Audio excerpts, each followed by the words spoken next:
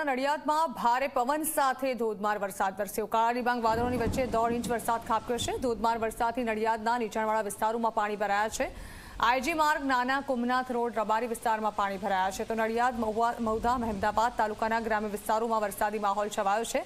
અહીં અસહ્ય ઉકળાટ વચ્ચે સારો વરસાદ પડતા લોકોને ગરમીથી રાહત મળી છે। તો ખેડાના નડિયાદમાં પણ હાલ વરસાદી માહોલ છવાયેલો જોવા મળી રહ્યો છે। અહીં ભારે વરસાદ વહેલી સવારથી જ વરસ્યો, જેના કારણે રસ્તાઓ પર પાણી ભરાયા।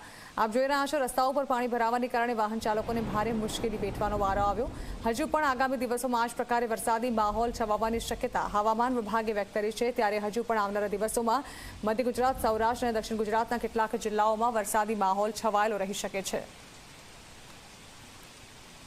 ખેડા જિલ્લાના નડિયાદમાં માત્ર 30 મિનિટમાં 1.5 ઇંચ કરતાં પણ વધારે વરસાદ વરસી ચૂક્યો છે। આપણે છીએ નડિયાદના પશ્ચિમ વિસ્તારના આઈજી માર્ગ પર ઘૂંટણ સમા પાણી હાલ અત્યારે ભરાયા છે। આપ જોઈ શકો છો કે અહીં આગળ લગભગ 700થી વધારે સોસાયટીઓ આવેલી છે અને મુખ્ય જે પશ્ચિમ વિસ્તારનો માર્ગ છે, જે વૈશાલી રોડ અને જે પીપલગ રોડને કનેક્ટેડ થાય છે। આપ જોઈ શકો છો કે હાલ અત્યારે ઇન્દિરા ગાંધી માર્ગની હાલત આપ જોઈ શકો છો। વાહન ચાલકોને હાલ અત્યારે મુશ્કેલીનો સામનો કરવો પડી રહ્યો છે અને ખાસ વાત કરીએ તો જે રીતે હાલ માત્ર અડધો કલાકમાં 1.5 ઇંચ કરતાં પણ વધારે વરસાદ વરસતા હાલ અત્યારે જે રાહદારીઓ છે અને જે નડિયાદની જો પબ્લિક છે તેમને મુશ્કેલીનો સામનો કરવાનો વારો આવી રહ્યો છે। હાલ અત્યારે આપ જોઈ શકો છો કે હજુ પણ વરસાદ વરસી રહ્યો છે અને ખાસ કરીને જે રીતે હવામાન ખાતા દ્વારા આગામી 3 થી 4 દિવસ જે ભારે વરસાદની આગાહી કરવામાં આવી છે, તેને જ લઈ હાલ અત્યારે જે વરસાદ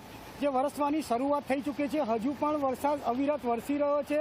ખાસ કરીને જો વાત કરીએ તો હાલ વરસાદ ધીમો પડ્યો છે, પરંતુ ચોક્કસથી વરસાદ તો અત્યારે ચાલુ જ છે।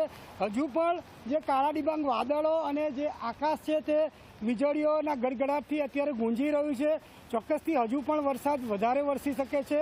હાલ અત્યારે જે પૂર્વ અને પશ્ચિમને જે ચારો ગરનાળા નડિયાદને જોડતા છે તેમાં પણ પાણી ભરાઈ ચૂક્યા છે। જે નીચાણવાળા છે તમામ વિસ્તાર છે તેમાં 1.5 ઇંચ વરસાદ વરસતા પાણી ભરાઈ ગયા છે। અને જો વાત કરીએ તો જે રીતે મેઘરાજાએ જે પુનઃ પધરામણી કરી છે તેને લઈ ખેડૂતોમાં ચોક્કસથી આનંદ છે, પરંતુ જે રીતે શહેરીજનો છે, શહેરીજનોને ગરમીથી તો રાહત મળી છે, પરંતુ જે રીતે નીચાણવાળા વિસ્તારોમાં પાણી ભરવાની સમસ્યાને કારણે કંઈ ને કંઈ મુશ્કેલીનો સામનો કરવો પડી રહ્યો છે। નચિકેત મહેતા, ઝી 24 કલાક, ખેડા।